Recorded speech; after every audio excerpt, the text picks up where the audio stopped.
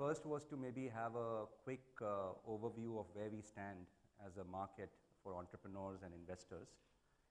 Second, bringing it down to the next level, venture investing in early stages.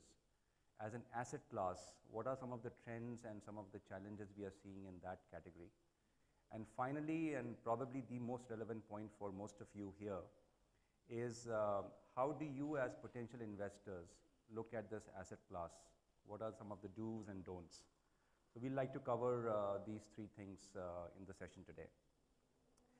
So Mohit, let me start with the first question for you, which is really around, given your vast experience of the last 10 years and all the investments you have done, the founders you have met, and the overall evolution of the sector as you have seen, where do you see we are today after having worked on this sector for the last 10, 15 years? So everyone, good morning. Thanks for giving us the chance to talk about this. By the way, this is your 30 minutes. You should use this as needed and pop up questions as they come up. And both Ashish also should add we're here to sort of help answer as much as we can. Look, I've been doing this for 10 years, and learning, I would say, is still where I am in my own head. It's very early, is the simple headline answer to your question. I think the first funds in India started around 2000. We had some successes with the whole dot-com era. 2006 was a flurry of activities where a lot of us, like me, got into the industry, and then you had another spurt, 2010. But it's fair to say it's very early in terms of, definitely in terms of exits and the full cycle playing itself out in the country. If you look globally and you do some analysis, you'll see most of the venture returns, and I speak at a general level, but the massive amount of wealth creation and market cap that's happened in the world, in our sector, has been when the internet happened. So when the internet really took off, if you will, in the US, both desktop as well as mobile, and then in China, that is when you saw these massive market caps get created. And in many ways, as you guys know, it's only now just happening in India. And so even though we all brandish the 200 million or the 300 million mobile internet users that we're talking about, the reality, as most of you know from anecdotal evidence, is we're just getting started on that. Last I heard, maybe about a year back, was the total 3G base at someone like Airtel was still in the 20-odd million, and even there, the usage patterns of the real users are very low. And so you need to give this thing some time. Jio is going to come and shake up things. I think the mobile internet adoption will happen in a massive way. And I think you just fast forward the next 2, 3, 4 years, and only then will you really start to reap the benefits of tons and tons of connected people on the internet to use all these products and services that we all today in this room use, but masses outside don't yet. And I think that is when the opportunity really, really happens. So I think the best is yet to come, is the way I would sort of summarize. One thing I forgot to mention is towards the end of the session, we would open it up for Q&A, so please feel free to ask Mohit whatever questions you have on your mind. So taking something from what Sunil said earlier about digital in India and adding on the concept of innovation. One often hears about bottom of the pyramid innovation happening in India and then being exported from here. Gone are the days when we used to import innovation anymore. I mean, pretty much whatever is there out in the West is there in India as well. But now this reverse innovation cycle seems to be starting. So could you comment on, let's take the digital part of it first. Over the next few years, what are some of the trends that you see playing out in the digital world in India? I think broadly we're seeing video and we're seeing machine learning. If I had to pick two, that is the biggest buzz in terms of where we see the most innovation happening or the most conversation happening. And it'll take a few years to build those businesses, but these would probably be the two catchphrases that you hear in my industry and in the corridors that I walk. Coming back to something you alluded to, I think how many people here play football, watch football, like the game? Just before I tell you a long story about football, that is. Okay, not enough people, but I'll still tell you. So the analogy I'll use is think World Cup finals, penalty comes down to penalty kicks. This guy lines up to take that kick. Everything's riding on this guy's shoulders. When the the player kicks that ball, it goes at 80 miles an hour, for at least the professionals. And so it's only a split second that the goalkeeper has whether you should sort of dive right or left in order to stop it. And that's the way that game is played. And so statistically, if you look at all the penalty kicks ever taken at the higher levels, it's found that about 57% of the time the guy dives right because he knows that that's your stronger side where you hit it. And 41% or something he drives left. And the funny part is, it's statistically proven that if you just hit straight, you actually have a 7 or 8% better chance of actually getting that goal scored as a penalty kicker. But still, if you look globally, hardly anybody actually hits straight. Hardly anybody hits straight. Why? And it's actually just a human thing, which I'll link back, I promise, to your question in a minute, is you're going to look like an idiot if you kick that damn ball hard, straight at the damn goalkeeper because he's standing right there, and he just stops it. Imagine how foolish you'll look. I mean, you'll be just killed, screamed at, right, by the entire crowd. But still, statistically, it's proven you'll be better off doing it. But everybody goes and tries to kick for that left corner or that right corner so that when he kicks it there and the goalkeeper just comes and miraculously saves it, at least you didn't look like an idiot because you sort of went ahead and at least you tried. And the same thing happens in investing, which is a lot of people, I think, follow the herd. It is much easier to do what is less shameful, not go to first principles, but do it because everybody else is. Bhai, e-commerce ho raha hai. Of course hona hai yaar, chalo hum bhi lagte hain usme. Chalo payments ho raha hai, isme bhi lagte hain. Buzzwords and copying, trends that have happened in other parts of the world are certainly interesting learnings that you should try and adapt, but probably the easiest way to lose your money. If you try and just ape the West and you try and sort of follow a herd mentality. The fourth, fifth, sixth guy always loses money in almost every sector. It's only the first or second guy who's able to see around the corner, make that early bet, and sort of really enjoy the benefit of being there. So, long-winded answer to say, I would say, look for investors and investments in people who are able to go back to first principles and sort of say, hey, look, if this and this is happening, if the cash economy is going away, and you're sort of having this mobile influence come along, what are the 2 or 3 interesting new banking products or the interesting 3 financial products that might happen 3-4 years, and make investments in that area rather than worrying about what's sort of popular. So let's take digital, and especially now with what Mr. Modi has done, and similarly over the last 2-3 years, one has seen a huge increase in the digital platforms in India.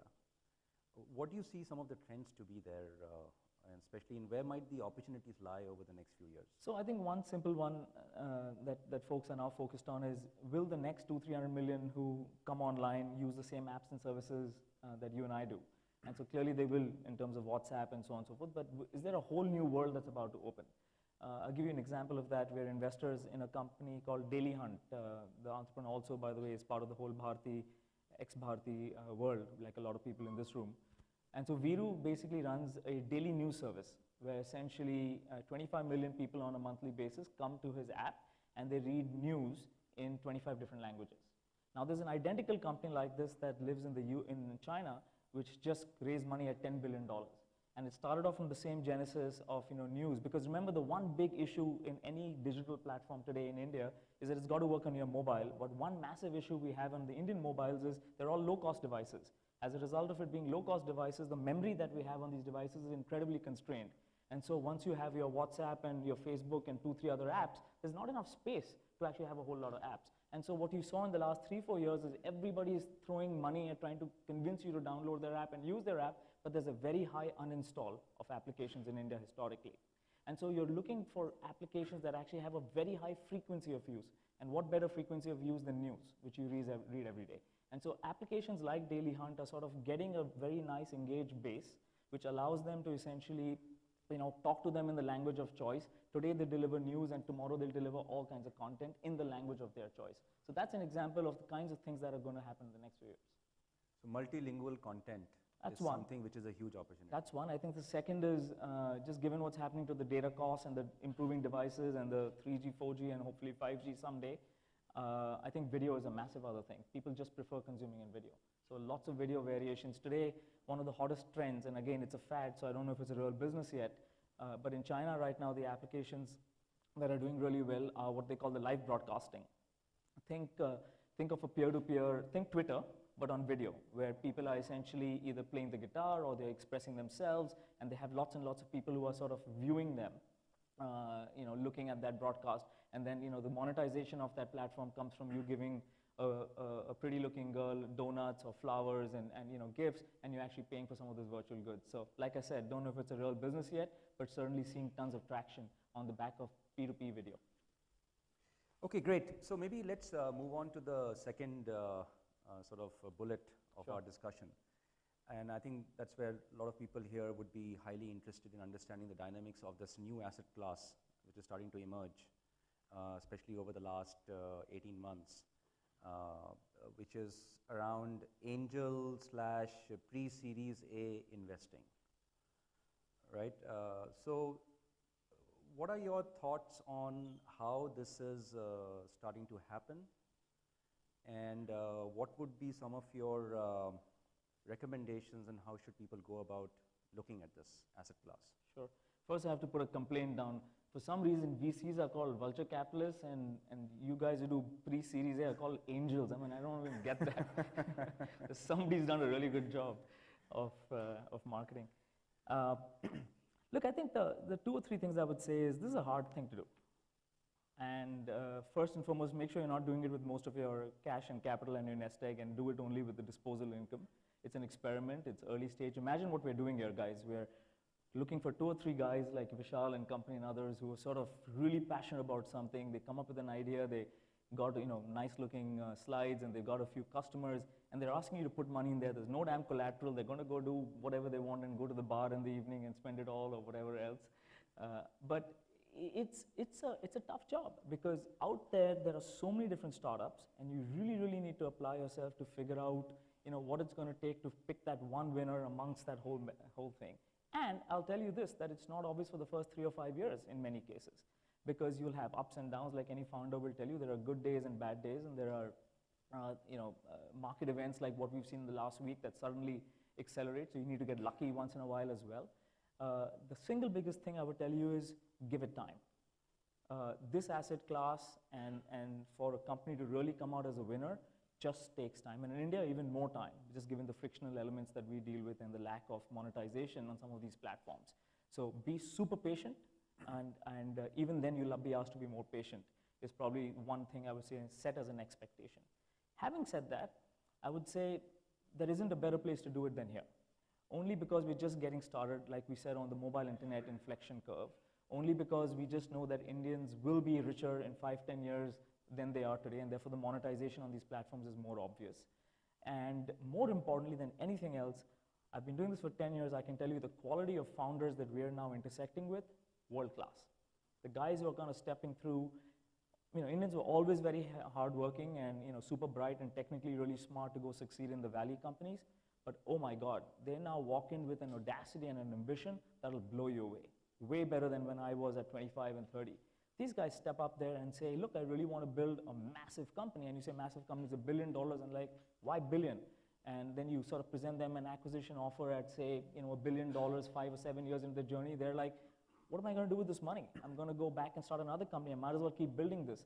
So this ability to sort of think massively big, think global, be hugely ambitious, be young, and almost have no fear and have no legacy that you're worried to cannibalize is a very, very important part. And these guys have grown up using the products and services that the West has built. So they build products and services that the West also enjoys. And that's one big difference between China and India right there. Most Chinese entrepreneurs have just been so insular because their markets are massive that they really, really build China-first companies and build massive China-first companies. But all of us growing up in India know, thanks to Wipro and Infosys and all the successful stories, we've never really thought of the India market as a massive enough market, even though it was there in a number of people. And so we instantly think global from day one. And I think that just the entrepreneurs who are stepping up today are thinking like that, where they're going to build global companies, oh, by the way, built out of India. And I think that just bodes really well for what we all are setting up to do. So with your permission, maybe I can add a few things to this. I've myself been investing in this space. A couple of things. I think one, everybody should have an asset allocation model where you take a certain percentage of your overall assets and invest into this asset class. So think of this as another asset class. Just like you would invest in mutual funds, you would invest into real estate or debt instruments. So think of this as yet another asset class. I, for myself, have kept a 10% number for myself as 10% of my overall portfolio to be invested in really high-risk startups or pre-Series A kind of venture capital or seed funds. So decide for yourself what makes sense for you given where you are in your life and so on and so forth. Second, the worst thing that you can do is do this because everybody else is doing it. So to Sunil's point from earlier, fear of missing out can be a huge driver of your behavior to invest. Understand the risks you are taking and do it because you want to do it and not because 40 million other people are doing it. Thirdly, as Mohit also said, be very extremely patient about this. And especially in India, it takes time to create value. But when the value creation happens, it happens big time. And finally, I would maybe pose it to Mohit, you as a question. What is the role of the fund manager and what kind of a fund manager should you look for, especially for this kind of an asset class? The one thing I've learned is we get paid as fund managers or investors not to value companies, but to select companies. And what I mean by that is clearly if you make 10 investments, there are going to be 2 or 3 that are going to be rock stars. There'll be a few middling and there'll be some that don't make it. The fear of omission, or rather the cost of omission, is way, way more expensive than the cost of commission. And you really, as a fund manager, don't have to worry about whether that thing got valued at 10 million or 50 million or 100 million. Now, there's a limit to what I'm just saying. But you're more important, like, are you picking a company that's going to be worth billions? Because it's just a really important space the guy's going after. The guy is a real high-quality guy. And if you find the right company as a fund manager and investor, this is just me as Mohit speaking, and there'll be other ways of investing because there's no one right answer.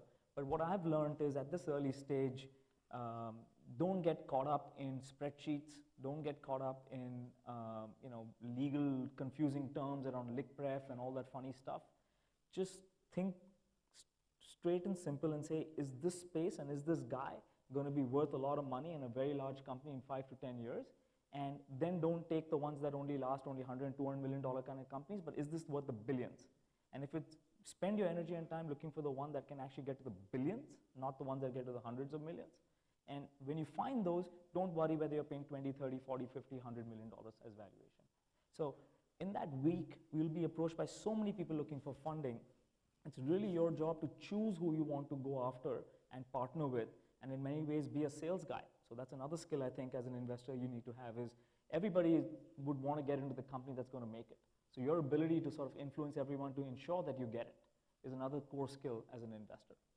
So, I guess those are the skills that one is looking for in a fund manager. Correct. You want to invest in a fund which has fund managers who that can exhibit those skills. Who can build those skills. Yeah. Okay. Maybe the last couple of questions before I open it up. So as a Series A or Series B investor, what are you looking for in a company? And in today's world, I think, before you invest. Earlier the stage of the company, the more of the decisions based on the guys and the team, and later the stage of the company, the more the data speaks. That's roughly the trend line. Series A is still pretty early.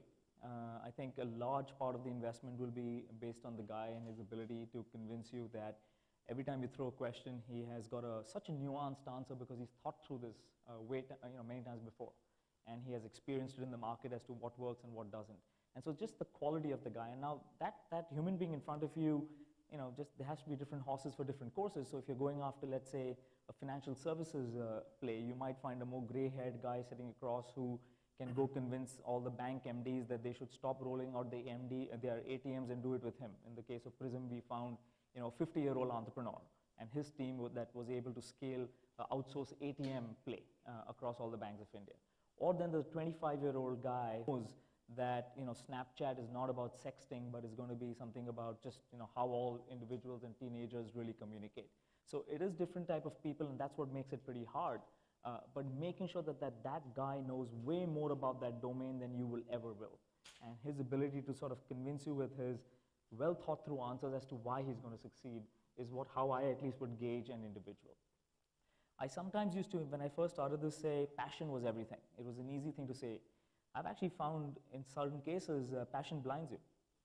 I actually have found people who are incredibly passionate, who put their first house as a personal loan, and then they put their second house as collateral to get loans into their business. And I'm like, dude, smell the coffee, it's not working.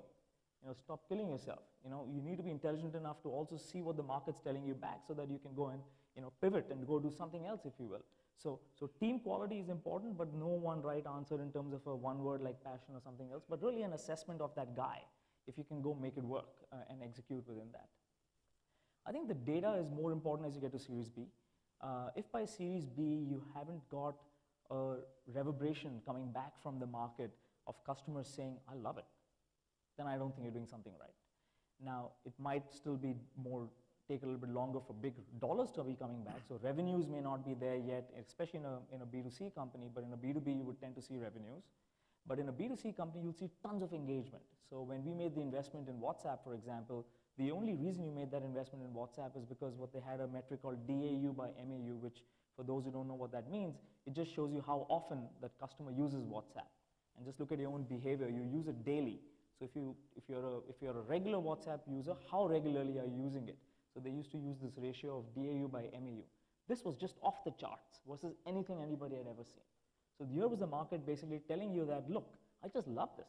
I'm not going to pay for it yet. None of us still pay for WhatsApp. But I just love it. I can't live without it. I'm using it more and more every day in what I do. Those are the kind of signals you're looking for at a Series B in the data, beyond just the high-quality entrepreneur in front of you. Great.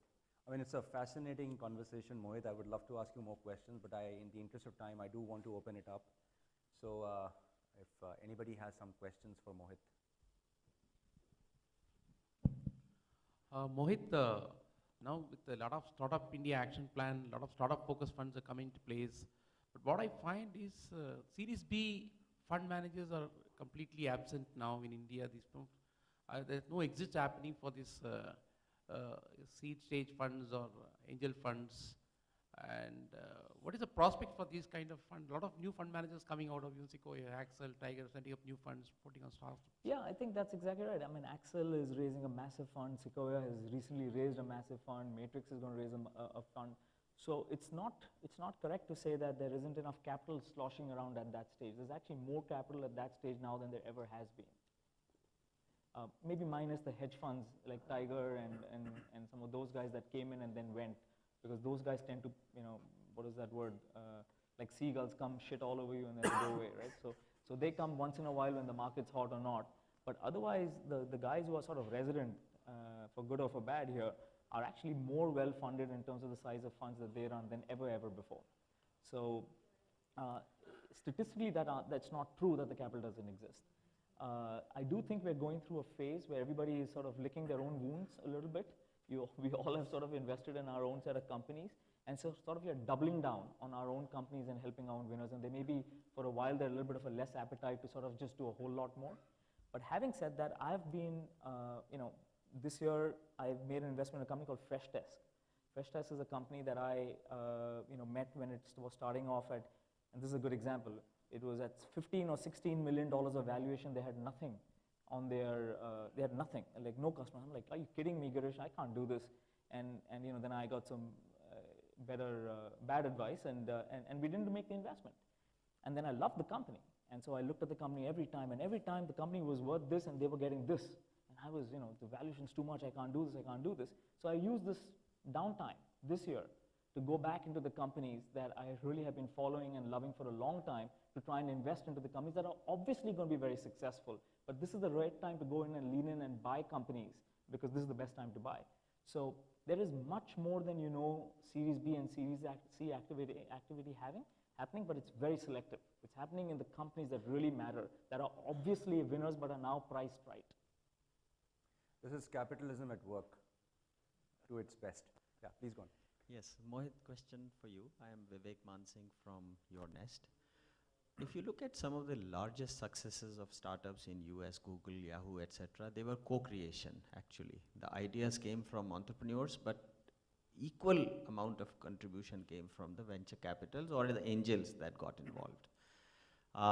For an early stage fund like Your Nest, that is a very, very important point in my opinion.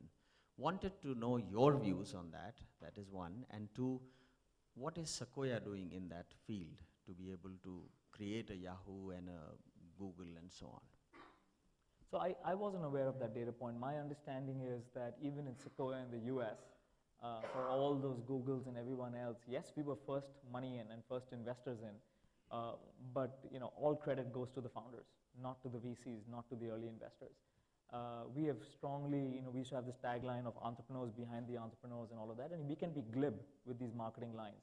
But the reality is the founders in this room and founders everywhere, they're the real stars. They're the guys who, figure it out.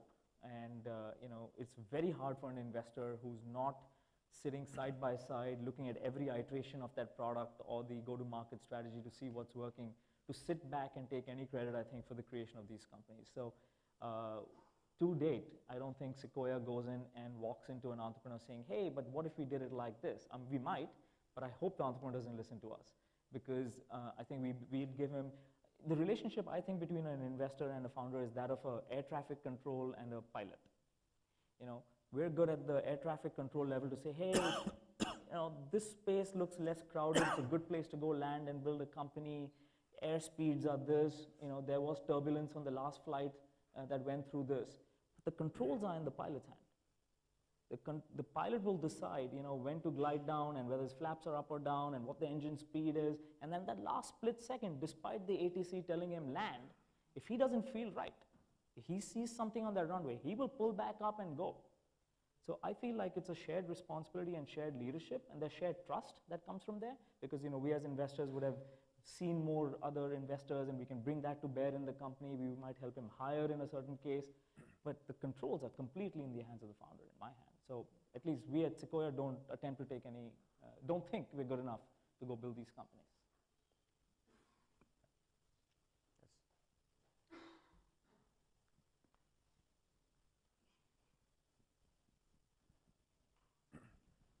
Hi Mohit, I'm Sanjay. Hi Sanjay. Coming from Dubai. We've seen some fantastic presentations here today. My only one point was, we have so much about India and we have so much good things happening here. What is lacking today in our Indian startups that gives us a valuation lower than what China has done? It gives us a valuation lower than what China has. Exactly. What would it take for the Indian companies to get a much higher traction of the money that they are supposed to get in terms of their valuation? So I don't know if you've seen the data, but valuations in India are higher than in China. At this point of time? At the scale of company that they are, point. So if I had a company in China with 100 users or $100, and I had a company in India with $100 and 100 users, it is very likely that the Indian company will be valued way higher. But a Series B in China may be more expensive than a Series B in India, but the quality of the company in terms of what they've achieved will be much, much more. And it's only because of two things. One is what we discussed earlier, which is the mobile internet adoption and usage of these platforms is ridiculous in China, and therefore the spending power that's in China, given the GDP growth there as well, is crazy. So we have companies in China that go from literally zero to $6 billion of market cap in 2 years, not because somebody got nuts, I mean that also happens, but also because the revenue went from zero to $60 million of revenue per month. Like literally, when they turned on the monetization, boom, it just hit. So I think those are the two things missing in India, is we haven't yet seen the explosive growth of adoption of some of these products and platforms, and certainly haven't seen the monetization levels. I'm saying the real margin driving monetization levels. It will come. And just to add to that, I think one thing which is lacking fundamentally in our DNA as an economy is imagination, because we have been 30, 40 years, we've just been copying everything, and making a business out of it. So if one can have much more imagination and think really out of the box, then I think we will see higher valuations. Can we go on for a few more minutes? Yeah? Okay. Other questions? Yeah, go ahead. Just. And we work with investors pretty much in the district space, and we see some of them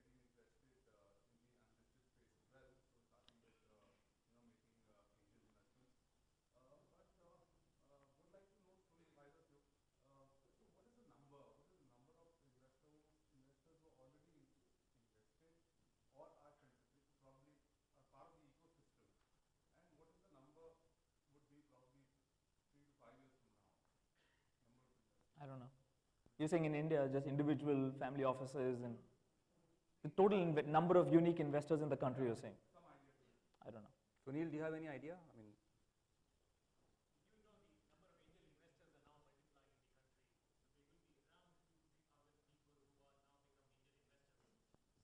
that is the beginning that has happened. So very, very early signs. Venture, this website, which I'm forgetting the name, they have 2,000 angels listed on them. Let's If they are Venture. 2,000, let's venture. Yeah. So just say 2,000 extrapolate with another 50%. So it's like 3,000 angel investors in the country today. Very, very small versus 300,000 active angel investors in US. Oof. The way the wealth is growing, the way the millionaires are growing, I can't put a guess onto it. It could be very, very large. okay, maybe. What I can tell you is that this number was 150 when we started. Yeah. Okay. We had 144 investors on our own. And now with the black money drying up in the country, I'm sure this number will explode. You know, so maybe we can have a final few questions. Yes. Could we get a mic there, please? Yeah.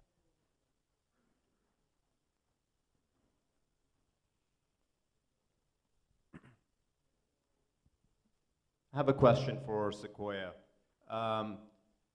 In terms of M&A, if you look at various sectors, the enterprise sector and the consumer sector, in the enterprise sector over the years, we've seen a reasonable amount of M&A from US companies, you know, buying companies in India. Not very many, but a few happening.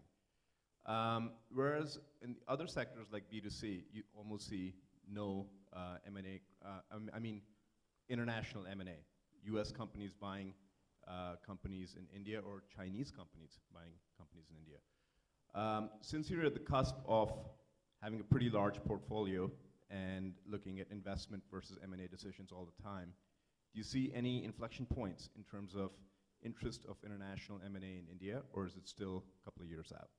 I think the good companies get lots and lots of inbound interest, and unlike the valley, the middling companies don't have as many exit opportunities. There you would just fold a lot of stuff up and you'd get some all right returns. That's a harder place in India. But the good companies in India are always chased, like anything else in life. It's just a scarcity demand. B2C, you're absolutely right. I don't see US guys coming to acquire B2C companies in India. I think they figure out India is open to them. And so you'll see an Amazon come in and an Uber come in and Facebook and Google and all of that. They come here for acqui-hires, not interesting to us in terms of the size and scale that they acquire. The Chinese companies are actually very interesting. So being shocked actually with the level of confidence, conviction that the Chinese entrepreneurs have in what they're seeing in India today, because they've just seen the movie play out for themselves there. And so we're seeing tons of M&A from all of those Chinese strategics. We had a little bit from Japan for a while, but I think the China wave is something to look for. All right, we just have time for one final question. Anybody? Any other final questions for Mohit? Yes, please go on. Hi, this is Ashutosh. Is Digital India hyped? Because when we start looking at the numbers, we only have 450 million unique mobile phone subscribers. We have even less smartphone users, and we have even lesser internet-connected phones. So just a question. Yeah, I mean, is India hyped? You know, at some level, I feel it's not hyped to the extent that is there almost a.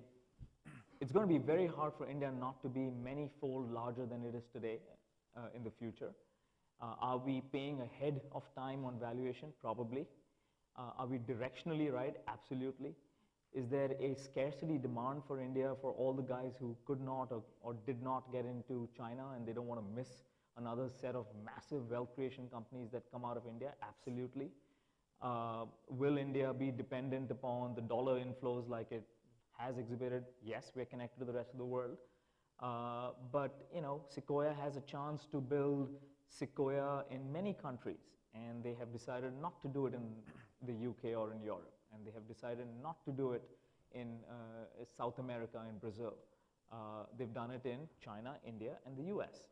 And it's because of two or three things. One is we've found most market cap coming from technology and, like I said, internet, and you need massive engineering resource. You know, today we as Cisco in India invest in Indonesia, fascinating market, no engineers.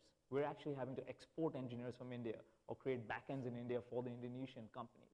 But if you have a homegrown set of engineering talent, it normally bodes really well for nice tech companies to get created. And I think India has that. And I think it's going to bode well for us. And second is just that population of connected internet users like we talked about earlier. So I think it's got the fundamental reasons why we will be successful. Otherwise, I wouldn't be doing what I was. Okay, so thank you very much. This was a highly enlightening session for me at least, and I'm sure our audience has learned several things from you, Mohit. Could we have a round of applause Thank you. for Mohit, please? Thanks, man.